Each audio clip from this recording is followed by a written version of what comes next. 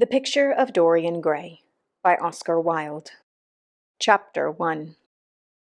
The studio was filled with the rich odor of roses, and when the light summer wind stirred amidst the trees of the garden, there came through the open door the heavy scent of the lilac, or the more delicate perfume of the pink flowering thorn.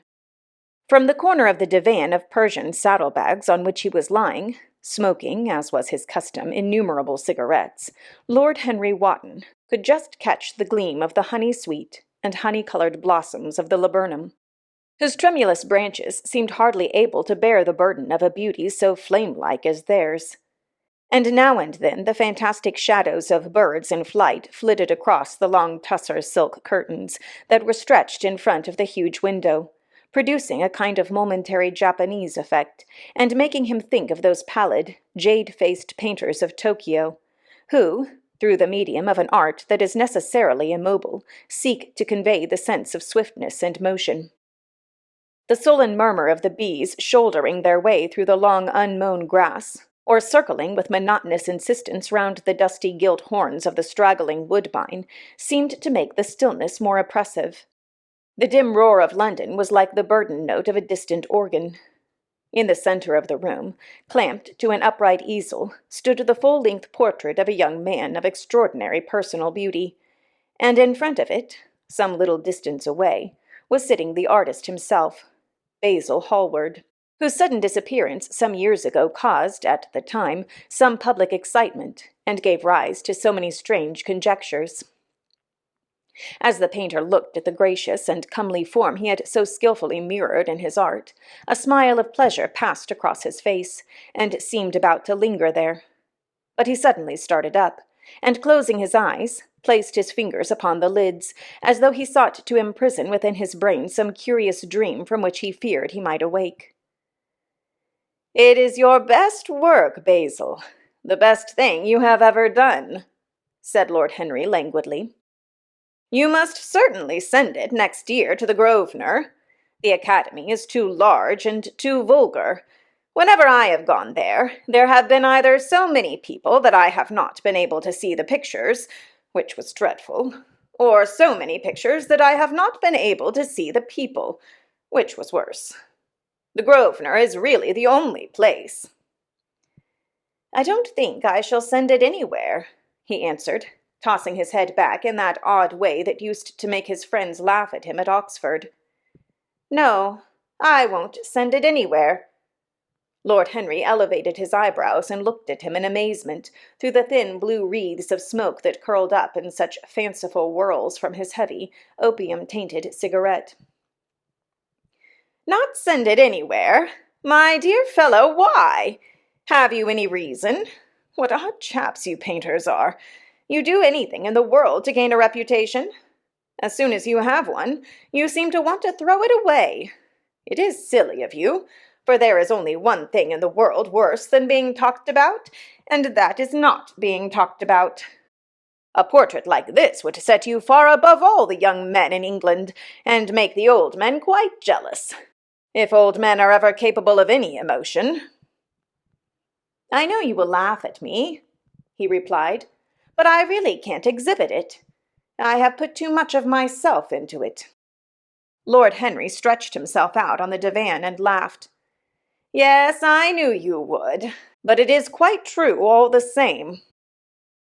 Too much of yourself in it. Upon my word, Basil, I didn't know you were so vain, and I really can't see any resemblance between you, with your rugged, strong face and your coal-black hair, and this young Adonis, who looks as if he was made out of ivory and rose-leaves. Why, my dear Basil, he is a Narcissus, and you— well, of course, you have an intellectual expression and all that. But beauty, real beauty, ends where an intellectual expression begins. Intellect is in itself a mode of exaggeration, and destroys the harmony of any face.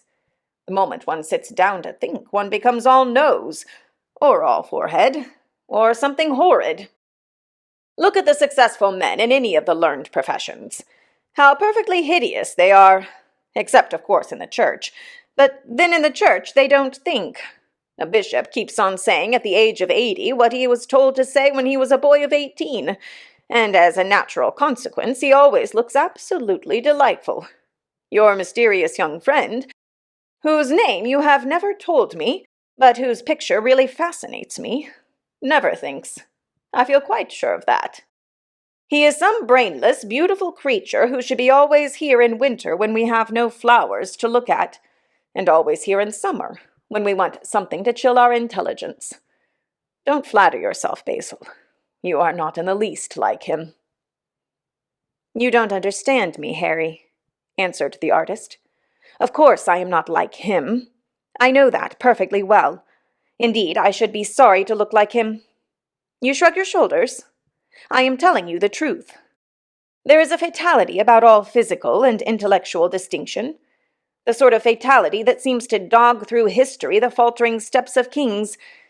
It is better not to be different from one's fellows. The ugly and the stupid have the best of it in this world.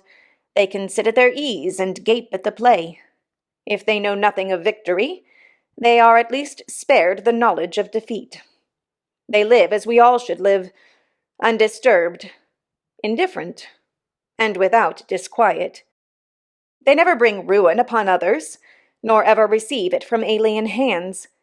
Your rank and wealth, Harry, my brains, such as they are, my art, whatever it may be worth, Dorian Gray's good looks, we shall all suffer for what the gods have given us. Suffer terribly." "Dorian Gray? Is that his name?" asked Lord Henry, walking across the studio towards Basil Hallward. "Yes, that is his name. I didn't intend to tell it to you." "But why not?" "Oh, I can't explain. When I like people immensely, I never tell their names to anyone. It is like surrendering a part of them. I have grown to love secrecy. It seems to be the one thing that can make modern life mysterious or marvelous to us. The commonest thing is delightful, if only one hides it. When I leave town now, I never tell my people where I am going. If I did, I would lose all my pleasure. It is a silly habit, I dare say, but somehow it seems to bring a great deal of romance into one's life. I suppose you think me awfully foolish about it?" "Not at all," answered Lord Henry. "Not at all, my dear Basil. You seem to forget that I am married, and the one charm of marriage is that it makes a life of deception absolutely necessary for both parties. I never know where my wife is, and my wife never knows what I am doing. When we meet, we do meet occasionally, when we dine out together or go down to the Duke's, we tell each other the most absurd stories with the most serious faces. My wife is very good at it, much better, in fact, than I am. She never gets confused over her dates, and I always do. But when she does find me out, she makes no row at all. I sometimes wish she would, but she merely laughs at me." "I hate the way you talk about your married life, Harry," said Basil Hallward, strolling towards the door that led into the garden. "I believe that you are really a very good husband, but that you are thoroughly ashamed of your own virtues. You are an extraordinary fellow. You never say a moral thing, and you never do a wrong thing. Your cynicism is simply a pose." "Being natural is simply a pose, and the most irritating pose I know," cried Lord Henry, laughing, and the two young men went out into the garden together and ensconced themselves on a long bamboo seat that stood in the shade of a tall laurel bush. The sunlight slipped over the polished leaves. In the grass, white daisies were tremulous. After a pause, Lord Henry pulled out his watch. "I am afraid I must be going, Basil," he murmured. "And before I go, I insist on your answering a question I put to you some time ago." "What is that?" said the painter, keeping his eyes fixed on the ground. "You know quite well." "I do not, Harry." "Well, I will tell you what it is. I want you to explain to me why you won't exhibit Dorian Gray's picture. I want the real reason." "I told you the real reason." "No, you did not. You said it was because there was too much of yourself in it. Now, that is childish." "Harry," said Basil Hallward, looking him straight in the face, "every portrait that is painted with feeling is a portrait of the artist. not of the sitter. The sitter is merely the accident, the occasion. It is not he who is revealed by the painter. It is rather the painter who, on the colored canvas, reveals himself. The reason I will not exhibit this picture is that I am afraid that I have shown in it the secret of my own soul." Lord Henry laughed. "And what is that?" he asked. "I will tell you," said Hallward, but an expression of perplexity came over his face. "I am all expectation, Basil," continued his companion, glancing at him. "Oh, there is really very little to tell, Harry," answered the painter, "and I am afraid you will hardly understand it. Perhaps you will hardly believe it." Lord Henry smiled, and leaning down, plucked a pink-petaled daisy from the grass and examined it. "I am quite sure I shall understand it," he replied, gazing intently at the little golden, white-feathered disk.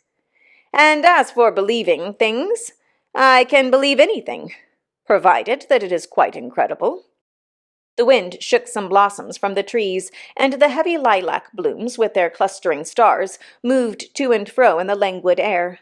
A grasshopper began to chirrup by the wall, and like a blue thread, a long, thin dragonfly floated past on its brown gauze wings. Lord Henry felt as if he could hear Basil Hallward's heart beating, and wondered what was coming. "The story is simply this," said the painter after some time. "2 months ago I went to a crush at Lady Brandon's. You know we poor artists have to show ourselves in society from time to time, just to remind the public that we are not savages.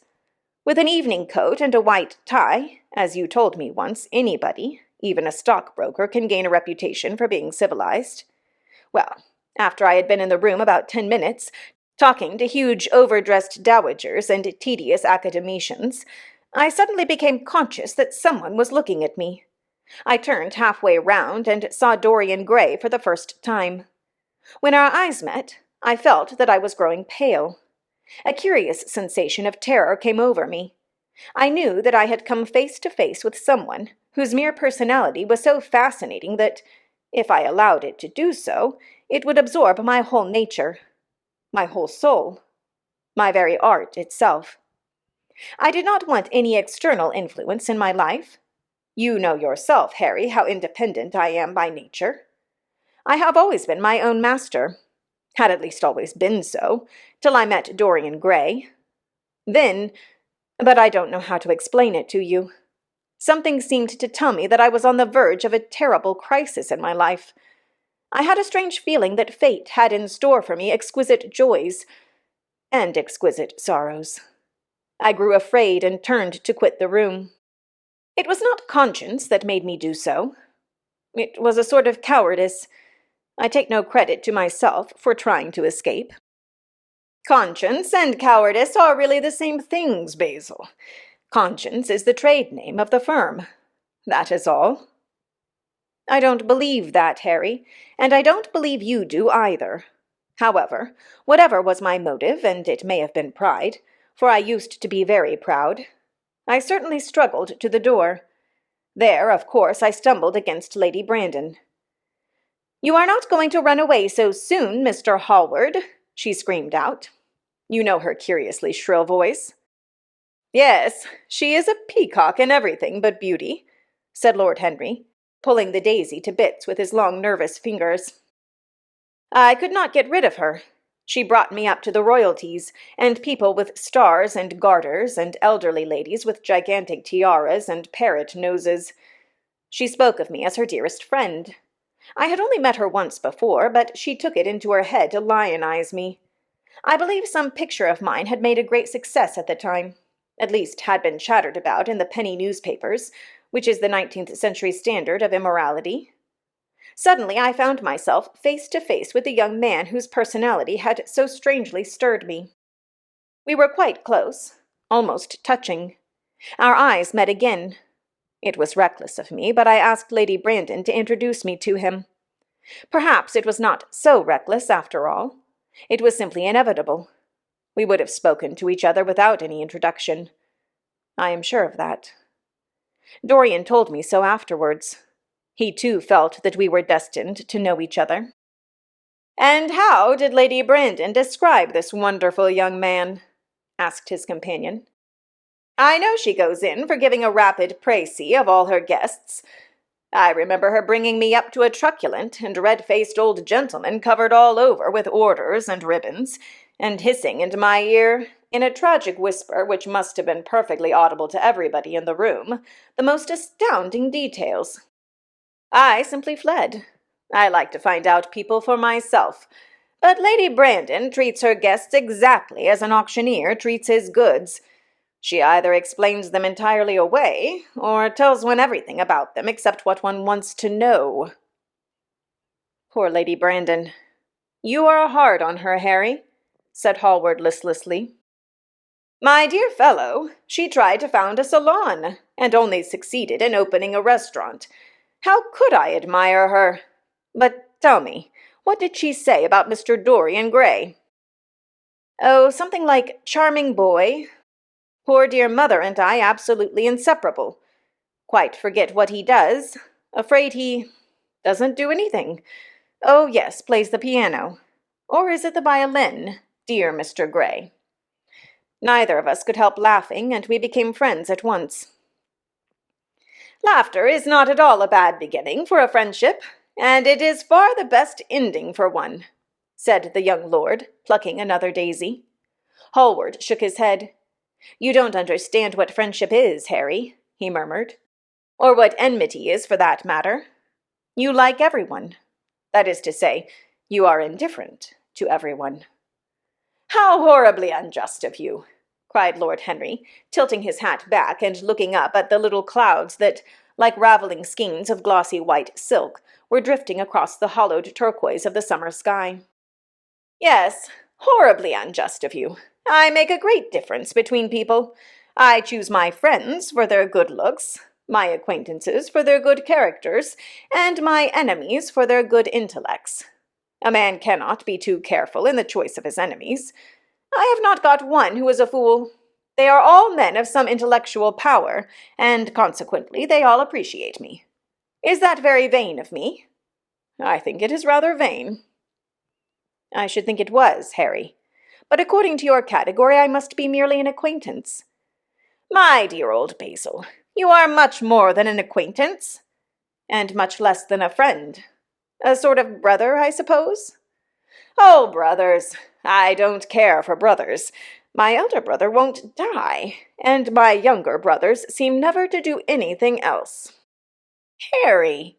exclaimed Hallward, frowning. "My dear fellow, I am not quite serious, but I can't help detesting my relations. I suppose it comes from the fact that none of us can stand other people having the same faults as ourselves. I quite sympathize with the rage of the English democracy against what they call the vices of the upper orders. The masses feel that drunkenness, stupidity, and immorality should be their own special property, and that if any one of us makes an ass of himself, he is poaching on their preserves. When poor Southwark got into the divorce court, their indignation was quite magnificent, and yet I don't suppose that 10% of the proletariat live correctly." "I don't agree with a single word that you have said. And what is more, Harry, I feel sure you don't either." Lord Henry stroked his pointed brown beard and tapped the toe of his patent leather boot with a tasseled ebony cane. "How English you are, Basil! That is the second time you have made that observation. If one puts forward an idea to a true Englishman, always a rash thing to do, he never dreams of considering whether the idea is right or wrong. The only thing he considers of any importance is whether one believes it oneself. Now, the value of an idea has nothing whatsoever to do with the sincerity of the man who expresses it. Indeed, the probabilities are that the more insincere the man is, the more purely intellectual will the idea be, as in that case it will not be colored by either his wants, his desires, or his prejudices. However, I don't propose to discuss politics, sociology, or metaphysics with you. I like persons better than principles, and I like persons with no principles better than anything else in the world. Tell me more about Mr. Dorian Gray. How often do you see him?" Every day. I couldn't be happy if I didn't see him every day. He is absolutely necessary to me." "How extraordinary! I thought you would never care for anything but your art." "He is all my art to me now," said the painter gravely. "I sometimes think, Harry, that there are only two eras of any importance in the world's history. The first is the appearance of a new medium for art, and the second is the appearance of a new personality for art also. What the invention of oil painting was to the Venetians, the face of Antinous was to late Greek sculpture, and the face of Dorian Gray will some day be to me. It is not merely that I paint from him, draw from him, sketch from him. Of course, I have done all that, but he is much more to me than a model or a sitter. I won't tell you that I am dissatisfied with what I have done of him, or that his beauty is such that art cannot express it. There is nothing that art cannot express, and I know that the work I have done, since I met Dorian Gray, is good work, is the best work of my life. But in some curious way, I wonder, will you understand me? His personality has suggested to me an entirely new manner in art, an entirely new mode of style. I see things differently. I think of them differently. I can now recreate life in a way that was hidden from me before. A dream of form and days of thought. Who is it who says that? I forget. But it was what Dorian Gray has been to me. The merely visible presence of this lad, for he seems to me little more than a lad, though he is really over 20. His merely visible presence. Ah! I wonder, can you realize all that that means? Unconsciously, he defines for me the lines of a fresh school.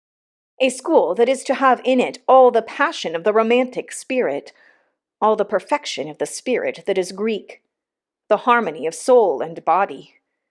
How much that is!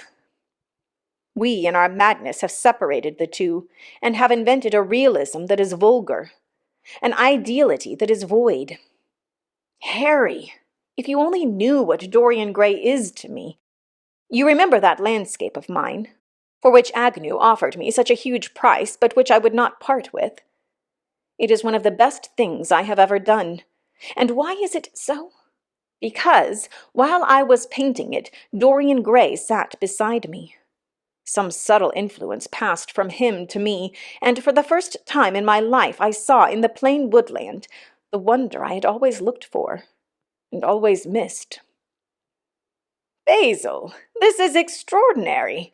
I must see Dorian Gray. Hallward got up from the seat and walked up and down the garden. After some time he came back. Harry, he said, Dorian Gray is to me simply a motive in art. You might see nothing in him. I see everything in him. He is never more present in my work than when no image of him is there. He is a suggestion, as I have said, of a new manner. I find him in the curves of certain lines, in the loveliness and subtleties of certain colors. That is all. Then why won't you exhibit his portrait? Asked Lord Henry. Because, without intending it, I have put into it some expression of all this curious artistic idolatry, of which, of course, I have never cared to speak to him. He knows nothing about it. He shall never know anything about it. But the world might guess it, and I will not bare my soul to their shallow prying eyes. My heart shall never be put under their microscope. There is too much of myself in the thing, Harry. Too much of myself. Poets are not so scrupulous as you are. They know how useful passion is for publication. Nowadays, a broken heart will run to many editions. I hate them for it, cried Hallward. An artist should create beautiful things, but should put nothing of his own life into them. We live in an age when men treat art as if it were meant to be a form of autobiography. We have lost the abstract sense of beauty. Some day I will show the world what it is, and for that reason the world shall never see my portrait of Dorian Gray. I think you are wrong, Basil, but I won't argue with you. It is only the intellectually lost who ever argue. Tell me, is Dorian Gray very fond of you? The painter considered for a few moments. "He likes me," he answered after a pause. "I know he likes me. Of course I flatter him dreadfully. I find a strange pleasure in saying things to him that I know I shall be sorry for having said. As a rule, he is charming to me, and we sit in the studio and talk of 1,000 things. Now and then, however, he is horribly thoughtless, and seems to take a real delight in giving me pain. Then I feel, Harry, that I have given away my whole soul to someone who treats it as if it were a flower to put in his coat, a bit of decoration to charm his vanity, an ornament for a summer's day." "Days in summer, Basil, are apt to linger," murmured Lord Henry. "Perhaps you will tire sooner than he will. It is a sad thing to think of, but there is no doubt that genius lasts longer than beauty. That accounts for the fact that we all take such pains to over-educate ourselves. In the wild struggle for existence, we want to have something that endures, and so we fill our minds with rubbish and facts, in the silly hope of keeping our place. The thoroughly well-informed man. That is the modern ideal. And the mind of the thoroughly well-informed man is a dreadful thing. It is like a bric-a-brac shop, all monsters and dust, with everything priced above its proper value. I think you will tire first, all the same. Some day you will look at your friend, and he will seem to you to be a little out of drawing, or you won't like his tone of color, or something. You will bitterly reproach him in your own heart, and seriously think that he has behaved very badly to you. The next time he calls, you will be perfectly cold and indifferent. It will be a great pity, for it will alter you. What you have told me is quite a romance of art, one might call it, and the worst of having a romance of any kind is that it leaves one so unromantic." "Harry, don't talk like that. As long as I live, the personality of Dorian Gray will dominate me. You can't feel what I feel. You change too often." "Ah, my dear Basil, that is exactly why I can feel it. Those who are faithful know only the trivial side of love. It is the faithless who know love's tragedies." And Lord Henry struck a light on a dainty silver case, and began to smoke a cigarette with a self-conscious and satisfied air, as if he had summed up the world in a phrase. There was a rustle of chirruping sparrows in the green lacquer leaves of the ivy, and the blue cloud shadows chased themselves across the grass like swallows. How pleasant it was in the garden, and how delightful other people's emotions were. Much more delightful than their ideas, it seemed to him. One's own soul and the passions of one's friends, those were the fascinating things in life. He pictured to himself with silent amusement the tedious luncheon that he had missed by staying so long with Basil Hallward. Had he gone to his aunt's, he would have been sure to have met Lord Goodbody there, and the whole conversation would have been about the feeding of the poor, and the necessity of model lodging-houses. Each class would have preached the importance of those virtues, for whose exercise there was no necessity in their own lives. The rich would have spoken on the value of thrift, and the idle grown eloquent over the dignity of labor. It was charming to have escaped all that. As he thought of his aunt, an idea seemed to strike him. He turned to Hallward and said, "My dear fellow, I have just remembered." "Remembered what, Harry?" "Where I heard the name of Dorian Gray." "Where was it?" asked Hallward, with a slight frown. "Don't look so angry, Basil. It was at my aunt, Lady Agatha's. She told me she had discovered a wonderful young man who was going to help her in the East End, and that his name was Dorian Gray. I am bound to state that she never told me he was good-looking. Women have no appreciation of good looks. At least, good women have not. She said that he was very earnest and had a beautiful nature. I at once pictured to myself a creature with spectacles and lank hair, horribly freckled and tramping about on huge feet. I wish I had known it was your friend." "I am very glad you didn't, Harry." "Why?" "I don't want you to meet him." "You don't want me to meet him?" "No." "Mr. Dorian Gray is in the studio, sir," said the butler, coming into the garden. "You must introduce me now," cried Lord Henry, laughing. The painter turned to his servant, who stood blinking in the sunlight. "Ask Mr. Gray to wait, Parker. I shall be in a few moments." The man bowed and went up the walk. Then he looked at Henry. "Dorian Gray is my dearest friend," he said. "He has a simple and a beautiful nature. Your aunt was quite right in what she said of him. Don't spoil him.